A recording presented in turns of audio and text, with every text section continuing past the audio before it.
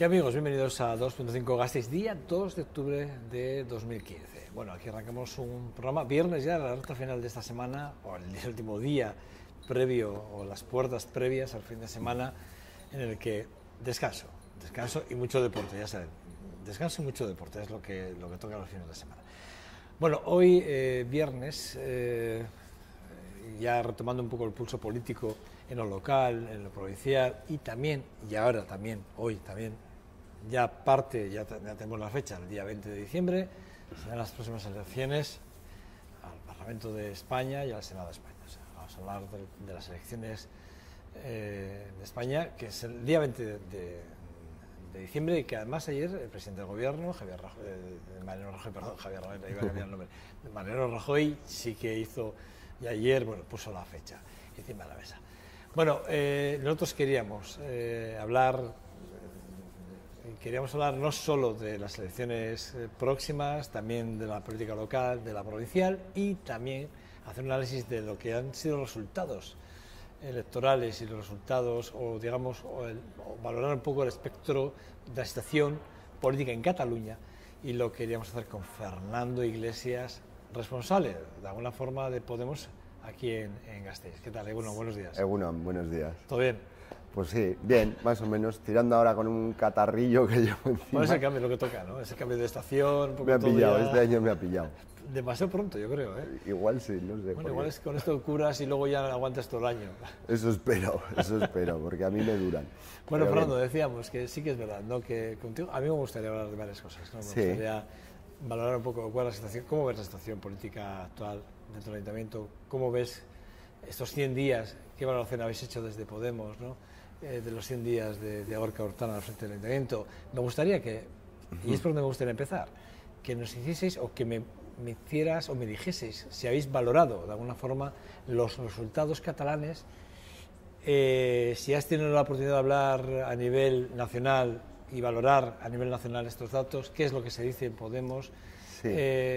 Ya sabemos que Rejón ya ha dicho claramente que no era lo que esperaban, evidentemente que hay que reflexionar sobre ello, pero bueno, vosotros, ¿qué reflexión habéis hecho? Bueno, pues realmente no ha sido lo que esperábamos y nos hubiera gustado, y las expectativas eran mucho mejores de los resultados, de lo que hemos tenido, de los resultados que hemos obtenido, y el análisis que se hace yo creo que es bastante claro. Es unas elecciones que se han polarizado mucho, que se han enfocado desde el punto de vista plebiscitario, y el discurso que nosotros poníamos encima de la mesa quizás no ha sido entendido. Se ha polarizado mucho el voto y la gente optaba por un sí y un no, cuando nosotros estábamos poniendo encima de la mesa aspectos más sociales. Se estaba hablando de corrupción, se estaba hablando de recortes, se estaba hablando de soberanismo o falso soberanismo, como se presentaba desde el partido de Mas, ¿no? Esa idea de que defiendes a tu pueblo, pero a la vez, o eres soberanista o nacionalista, pero a la vez estás de alguna manera metiéndole la mano en el bolsillo y llevando una política social de recortes y de austeridad muy fuerte, ¿no? Entonces, bueno, pues todo eso, más la posición en este sentido que ha adoptado el Partido Popular a nivel estatal, bueno, pues ha polarizado mucho y ha enfocado mucho estas elecciones desde ese punto de vista, o con ese carácter plebiscitario. Por un lado, ese falso o ese soberanismo o ese nacionalismo malentendido por parte de Mas, y por otro lado la posición del Partido Popular, ¿no? Asustando continuamente, ¿no? Y nosotros, frente a todo eso, defendíamos una posición más del derecho a decidir y abordábamos las elecciones autonómicas como unas elecciones autonómicas, no con ese carácter plebiscitario que se le ha querido dar, que además ahora ha arrojado unos resultados que dejan en una situación cuando menos extraña a Cataluña, ¿no? Todo eso junto con bueno, pues realmente hay cuestiones como, bueno, el propio sí que Spot era una marca que yo creo que no se ha llegado a conocer bien por el Estado, por el electorado. Rabel, como líder de esta propuesta electoral, yo creo que es una persona muy válida, pero quizás le ha faltado también ese tirón dentro del electorado, ¿no? Entonces, bueno, se dan varias circunstancias que hacen que realmente no hayamos obtenido los resultados adecuados. Pero yo creo que sí que hemos obtenido una referencia o un punto de vista interesante para luego llegar mejor a las elecciones generales. ¿No creéis? Digo, porque oigo no solo a Podemos, he oído también al Partido Popular hablando de Cataluña, una vez que ya ha pasado y el ciudadano ha emitido su voto, nos hemos equivocado, no hemos estado, se ha polarizado, nuestro mensaje ha sido cuál, otro, esto que decís todos, que al final, a la larga, lo que da sensación es que, bueno, sí, nos hemos equivocado, pero al final tienes un resultado que no solo no es el esperado, sino que además te penaliza y además te deja las expectativas más bajas de lo que igual con las que tú pretendes arrancar la carrera final, que es las elecciones generales, ¿no? Donde la marca Podemos, teóricamente, es donde debería ya aflorar como tal, como marca, y no esas mezclas políticas que están haciendo que la marca se diluya de alguna forma. Ese análisis, no sé si lo habéis tenido en cuenta o no, no sé si lo estáis hablando o no, si creéis que ha habido ese error de no haber sacado la marca ya propiamente en las elecciones municipales, en las forales, para que realmente se vea el trabajo como marca y no se diluya, como tú bien has dicho, ¿no? Detrás de otras marcas que en el fondo igual... Yo creo que es una reflexión que ahora mismo se está haciendo, es decir, frente a un electorado más cercano al desarrollo de estas, vamos a decir, coaliciones, agrupaciones, propuestas de confluencia en algunos casos, que comprende todo eso, hay un electorado que sí que está interesado, que sí que quiere apostar por el cambio, pero que quizás se pierda un poco en ese juego de marcas, ¿no? Y ahora mismo la opción clara de reconocimiento por parte del electorado como una opción de cambio hacia una nueva política, hacia un nuevo estado de las cosas, es Podemos. Entonces, efectivamente, sí se ha hecho esa reflexión. Yo creo que ahí sí que, bueno, pues era un riesgo, es un planteamiento que se ha abordado desde la concurrencia a las municipales, y bueno, pues por diferentes motivos en las municipales tuvimos que adoptar otro nombre. Hubo ejemplos muy interesantes de candidaturas de Unidad Popular que han funcionado muy bien en Barcelona o en Madrid con Carmena, pero porque había un caldo de cultivo y unos referentes personales muy potentes. Pero ahí, por ejemplo, existe una ruptura. Ahora existe se está manifestando esa ruptura entre esas formaciones y Podemos, de alguna forma, ¿no? Claro, es de alguna manera todo lo que originalmente nace con una intención y una candidatura de Unidad Popular, ahora yo creo que se está viendo inmerso o abordado por las distintas opciones políticas que de alguna manera están desdibujando, desvirtuando esa candidatura de Unidad Popular original. ¿Puede ser que el modelo que propone Podemos no sea el modelo, no es entendido por la sociedad? Me explico. Sale, digamos, el doble del Partido Popular en Ciudadanos, ¿no? Que es lo que, es lo que se habla, es un partido de derechas, centro-derecha, bueno, pero con un mensaje más claro, probablemente que el Partido Popular. Ahora mismo está claro, porque lo que ha pasado en Cataluña es que Ciudadanos tiene un mensaje muchísimo más claro, muchísimo más contundente. Sí que parece ser que mucha gente se ve reflejado e identificado con un partido que ha tenido claras las ideas desde el minuto uno y que se llama Ciudadanos, no se llama Ciudadanos y no sé quién. Luego pueden llegar a acuerdos o no puntuales para gobernar en coalición o no, o para apoyar ciertas responsabilidades institucionales en provincias X a nivel nacional, pero sí que es verdad que se llaman Ciudadanos. Sí. En el caso de Podemos, ha sido lo que yo creo que la ha podido penalizar. Me refiero a, si desde el minuto uno la firma, la marca Podemos hubiese salido como realmente con firmeza, y luego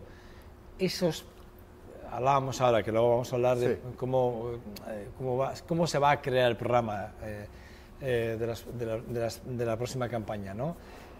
para las próximas elecciones del día 20 de diciembre. Es como muy complejo, ¿no? Como que a la gente le cuesta entender ese mecanismo que es participativo al 100%, sí. Pero bueno, pero que le cuesta entender. ¿No creéis que también eso ha podido ser? Bueno, yo creo que es excesiva un poco, participación, quiero decir. Es un poco la vocación de Podemos.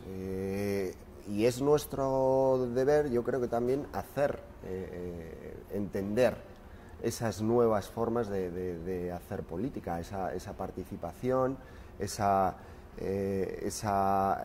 interés porque la sociedad civil emerja y participe de lo político. Entonces, bueno, pues nuestra propuesta quizás sea un poco más compleja y busca distanciarse, obviamente, de los antiguos planteamientos, de las viejas maneras de la política, ¿no? Entonces, bueno, pues el caso de Ciudadanos en Cataluña yo creo que responde más bien a lo que te comentaba antes, a esa polarización y a ese posicionamiento claro de un sector de la sociedad catalana que no quiere la independencia, ¿no? Pero bueno, obviamente tampoco está siendo muy sensible también a lo que está pasando con el Partido Popular y al deterioro claramente visible del Partido Popular, ¿no? Entonces, bueno, hay un viejo partido que es el Partido Popular y luego está Ciudadanos que parece que quiere regenerar esa opción, pero no deja de ser más de lo mismo, ¿no? Entonces, la opción de Podemos quizás sea más compleja o más sofisticada o relativamente nueva, y es lo que tenemos que hacer ver, y como bien dices, luego comentaremos bueno, pues los procesos participativos para la elaboración del programa o los mismos procesos para llevar las primarias adelante, ¿no? Fernando Iglesias, ¿vas a ser cabeza de cartel? Cabeza de cartel, parece que se hablamos de todos. ¿Vas a ser cabeza de lista para las elecciones generales por Álava, por Vitoria? A día de hoy, sí. Todavía tenemos el tablero y las listas bueno, pues permanecen todavía sin configurarse de manera definitiva, pero bueno, pues tras las primarias sí que concurrí como cabeza de lista por Álava. Pero insisto, todo esto, más allá de que sea yo o otra persona, tenemos que presentar la mejor opción. Programática, entiendo, ¿verdad? Programática y de personas. Y de perfiles, y de perfiles, no deja de ser un equipo para luego abordar una tarea dura que tenemos que acometer, ¿no? Tras las elecciones, ¿no? ¿Creéis que el resultado de Cataluña, o habéis hecho el análisis de que ese resultado pueda ser un resultado extrapolable a lo que pueda pasar en un momento determinado en las elecciones generales? ¿Estáis barajando que realmente los objetivos que os planteáis, que no son otros, que no sea ganar las elecciones? Yo por lo menos a Pablo Iglesias, si le he oído algo, es que estas elecciones las va a ganar Podemos. Que no es lo mismo que gobernar, pero bueno, quiero decir que las va a ganar Podemos. ¿Otro escenario, otro estadio no se contempla en Podemos? ¿O se es humilde y se es desde dentro más honestos y se barajan otras hipótesis que no sean esas y sí que puedan ser llave de gobernanza en un momento determinado? A ver, lo que ha pasado en Cataluña, como te decía antes, es una situación totalmente diferente por el carácter, como te decía, plebiscitario que se le ha tratado de dar, ¿no? Entonces, en absoluto me sirve de referencia. Sí que nos sirve para ver por dónde plantear o por dónde seguir reforzando nuestra estrategia electoral, ¿no? Al fin y al cabo. A día de hoy seguimos con nuestro objetivo de llegar al Congreso y dar un cambio de raíz a la situación política actual. Entonces, ese es el objetivo con el que nació Podemos, ese es el objetivo con el que se arrancó en Vista Alegre. Se dieron las circunstancias que había otros procesos electorales a nivel municipal y a nivel de provincias, incluso a nivel autonómico, ¿no? Pero desde luego el objetivo original de Podemos es llegar al Congreso y darle la vuelta a las instituciones. Gracias. Darle la vuelta en el sentido positivo, regeneración democrática y apostar por un nuevo orden social y económico, ¿no? La foto de Pablo Iglesias con Syriza, en este caso, bueno, con Tsipras, en Grecia, por segunda vez, en esta campaña, una campaña se me antoja, cuando menos, bueno, un golpe de efecto, ¿no? Sí. De intentar, bueno, acato lo que es Europa, pero bueno, tengo que acatarlo porque no me queda más remedio, pero quiero refrendar que mis decisiones las diga el pueblo a través de las urnas y volver a aparecer Pablo. ¿Crees que la presencia de Pablo Iglesias allí, con toda la que está cayendo en España, me refiero a medios de comunicación que están intentando hacer una cosa y derribo claramente muchos medios de comunicación contra Podemos, eso es evidente, sí, ¿no? ¿Crees que ha sido contraproducente, que podría haber sido contraproducente para callar de alguna forma, bueno, para no intentar remover mucha más la saguasa de los medios de comunicación? Porque lo que se está diciendo aquí es que Pablo Iglesias va a Grecia porque quiere el modelo de Grecia para España, cosa que, por otro lado, dicen que es imposible que nos pase a nosotros esto, pero bueno, de alguna forma, este tipo de cosas también lo habéis hablado, ¿no? ¿Las habéis hablado? ¿Alguien puede tomar alguna decisión para que esto no suceda? ¿O creéis que es que hay que estar allí? A ver, está claro que ahí hay una campaña de tratar de asociar el drama que está viviendo Grecia con lo que puede pasar en España y además, bueno, pues trasladar la responsabilidad de esa cuestión a Podemos. Yo creo que alguien medianamente crítico con todo esto es capaz de entender que la situación de Grecia es una y que la situación de España es otra, bien diferente, por Producto Interior Bruto, por un montón de circunstancias, ¿no? Entonces, que Pablo Iglesias haya apoyado a Syriza y a Alexis Tsipras en un momento realmente duro y complicado para Grecia, yo creo que no deja más que en evidencia, bueno, pues esa congruencia. Si te apoyo en un momento en el que pareces un héroe nacional, también te voy a apoyar ahora que estás en una situación muy compleja porque has tenido que ceder a un memorándum totalmente duro y deshonesto con la sociedad y la población griega.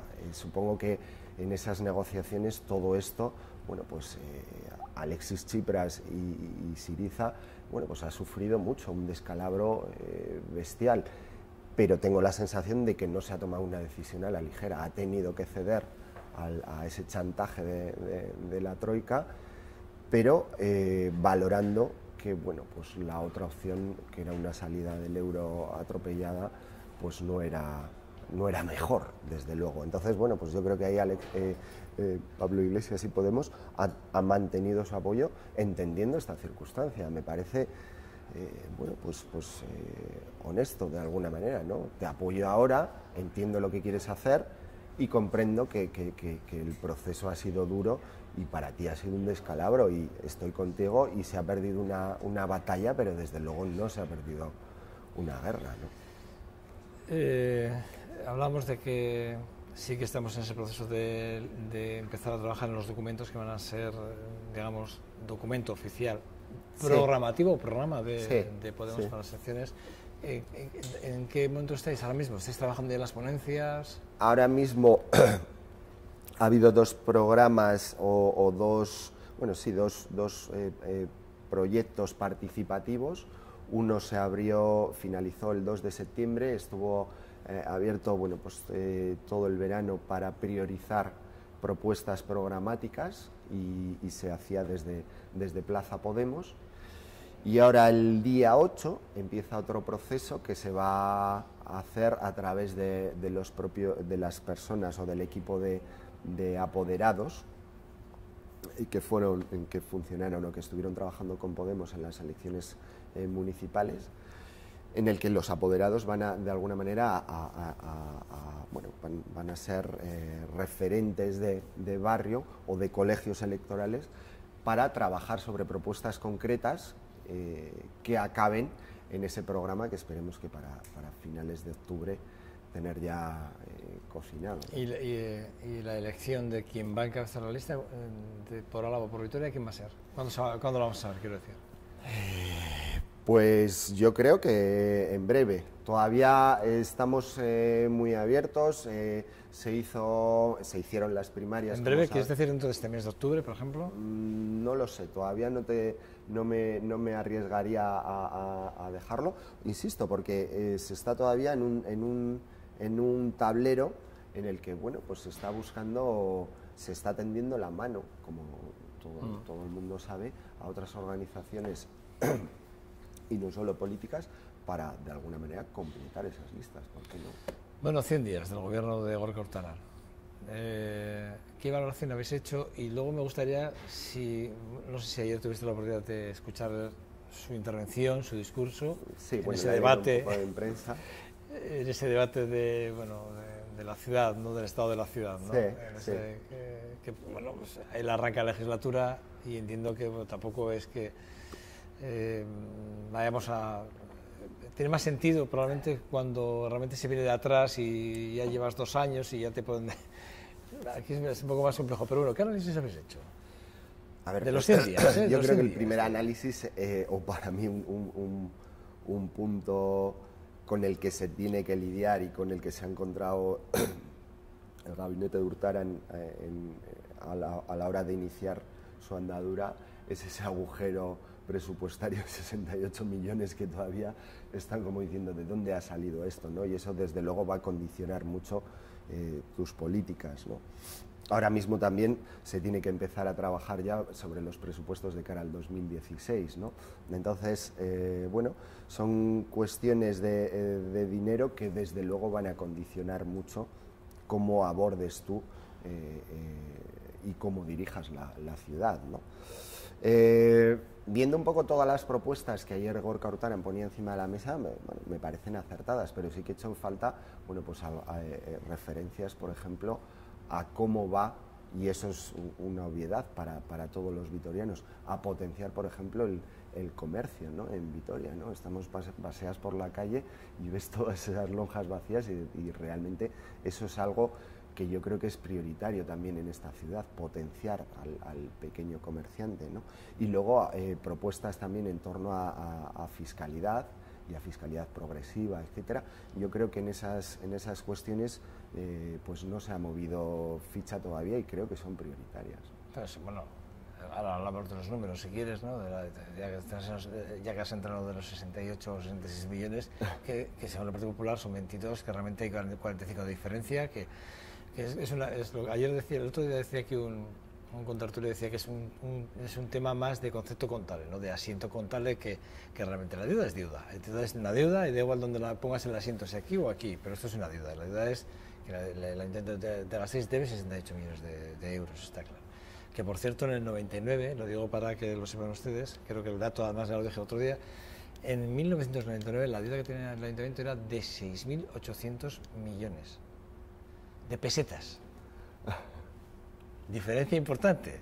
Sí. Muy importante. Este dato, lo digo porque tirando un poco de hemeroteca, pues, fui a ver cómo estaba hace 30 años el ayuntamiento más o menos, y me encontré con esa cifra y dije, hombre, importante para saber ahora cada uno cuánto deuda, y ahora cojan, extrapolen, es que es muy sencillo, es un dato muy fácil, se extrapola esto, convirtiéndolo en euros, a las legislaturas que les ha tocado a cada uno vivir, lo repartes y dices, mira, a cada uno le toca una parte importante de la deuda que tenemos, ¿eh? O sea, quiero decir que los socialistas no pueden decir nada de los populares, ni los populares de los socialistas, ni del PNV puede decir nada tampoco, porque tampoco venimos desde la deuda de José Ángel Cuerda, ahí venimos arrastrando. Es decir, bueno, el caso es que esa es la deuda que dejó José Ángel, concretamente, ¿eh? Sí. O sea, para que nos entendamos, más o menos, ¿vale? A partir de ahí, cada uno que asuma lo suyo, ¿no?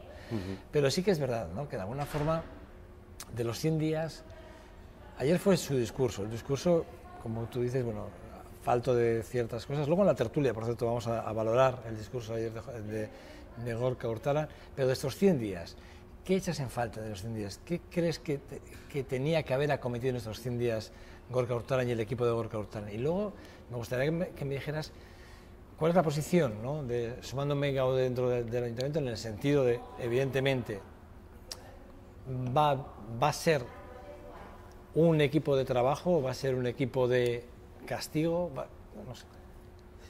A ver, yo creo que Hemen Gaude está donde está.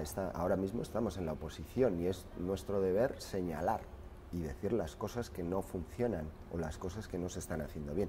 Pero desde un planteamiento, yo creo, constructivo. Es decir, siempre diciendo lo que no se está haciendo y lo que se tiene y poniendo opciones encima de la mesa. Es decir, una crítica y una oposición constructiva, cosa que, por ejemplo, en otros partidos no estoy viendo. Es decir, la oposición, por ejemplo, que se está planteando desde el Partido Popular, sobre todo es una cuestión de actitud, ¿no? Quizás una oposición que viene más desde el resentimiento, ¿no? Por cómo se han desarrollado los acontecimientos que todos los vitorianos conocen, ¿no? Entonces, para mí lo importante es la actitud con la que tú abordas tu trabajo como oposición dentro de las instituciones, más que las propuestas concretas. Obviamente tendrás que alcanzar acuerdos y tendrás que reforzar programas en función de programas concretos, de propuestas concretas de ciudad, ¿no? Y lo he dicho ya en más de una ocasión, la opción de Podemos es construir ciudad, poner en el centro de todas las decisiones al ciudadano y despejar cualquier duda en torno a esas decisiones. Es decir, que el ciudadano entienda que todo lo que se va a refrendar o todo lo que se va a apoyar desde Hemen Gaude y desde la oposición muchas veces va a ser porque se considera que es mejor para la ciudad otra opción, mejor para el ciudadano. Y esto yo creo que en los últimos tiempos no ha pasado. Es decir, que muchas de las decisiones que tomaba el grupo de gobierno respondían a una serie de intereses que en la mayoría de los casos el ciudadano de Vitoria se quedaba como... Y ahí las políticas de participación tienen mucho que ver. Por ejemplo, el tema de ayer Urtaran hablaba de la consulta ciudadana, de la participación, ahora mismo es algo que ya teníamos, ¿no? Los grupos sectoriales o los consejos sectoriales de la ciudad podían opinar sobre presupuestos, pero desde luego... Pero se hacen las trampas, ¿no, Fernando? Porque en a ver, lo que quiero decir, porque si hacemos mucha participación y no tenemos vinculación con esa participación, no vale nada. Es decir, ¿hasta qué punto el Ayuntamiento de Vitoria-Gasteiz va a consentir que haya una vinculación claramente con esas propuestas ciudadanas? Es decir, porque al final, si no son vinculantes, pues no son vinculantes. Yo creo que en ese sentido hay que ser más valiente. En eso, yo creo que el ciudadano vitoriano es lo suficientemente maduro como para poder decidir. Y además es que lo estamos viendo, hay la consulta ciudadana, ahora mismo, ayer mismo se lanzaba, salió en prensa, la mesa sectorial de la cultura, por ejemplo. Y es gente que tiene un conocimiento y un bagaje en la gestión cultural bestial. ¿Cómo no les vas a dar voz si son los que más saben de gestión cultural en la ciudad? Estoy hablando del ámbito de la cultura. En otros ámbitos, nosotros cuando estuvimos haciendo el programa municipal, estuvimos hablando con un montón de gente que controlaba y sabía de un montón de aspectos que eran importantes para la ciudad. Yo creo que ese es el camino. Y en ese sentido, ser valiente y de alguna manera dar cierta validez a las decisiones que toma la ciudadanía y hacerlas vinculantes, yo creo que estamos lo suficientemente maduros como para dar ese paso. No sé. Bueno, no tenemos mucho tiempo, mucho más tiempo, pero sí me gustaría que me dejeses, y ya para acabar, si crees realmente en que Vitoria está a la altura de las circunstancias en políticas sociales o no, porque últimamente hemos leído muchas opiniones de muchas asociaciones, de gente que ha trabajado mucho con el Partido Popular, y ayer debatíamos y decíamos que probablemente las políticas sociales del Partido Popular no hayan sido malas, en el fondo, pero sí que es verdad que están siendo avaladas ahora mismo por ONGs y agentes sociales que han estado trabajando con el grupo del Partido Popular, pero por otro lado se están diciendo que no, que se tienen que mejorar. A ver, Es que todo el mundo vais a las políticas sociales, todos queréis hablar de las políticas sociales. Es Parece que es el caballo de batalla. Yo creo que es lo que toca son las ahora. personas. Si son las personas, son políticas sociales. Pero hay mucho debate. Me pasa un poco con los presupuestos. Dice, no, es que hay 68 millones el Partido Popular. No, es que son 22. Hay 45 de diferencia. No, es que las políticas sociales del Partido Popular eran los rosas, eran males. Porque estamos escuchando a Pello que, joder, que había. Pello López de Mina decía, o dice, que hay una diferencia tremenda entre las políticas. O sea, que la política social está abandonada, ¿no? De alguna forma, mira a decir estos días, ¿no? Y sin embargo, por otro lado, estás oyendo a ONGs que han trabajado con el Partido Popular que dicen que no. A ver, es que realmente es lo que toca ahora mismo, y dadas las circunstancias y la coyuntura, tienes que hablar de políticas sociales. No puedes hablar de otro tipo de cuestiones, tienes que abordarlas, evidentemente, pero yo creo que es un aspecto ahora clave en el momento actual, ¿no? Hoy mismo salía, por ejemplo, que desde el Parlamento Vasco se le ha dado totalmente la espalda a la propuesta de endurecimiento de la RGI de Javier Maroto, sí, del Partido Popular. Del Partido Popular, ¿no? Entonces, pasando este tipo de cosas, sabiendo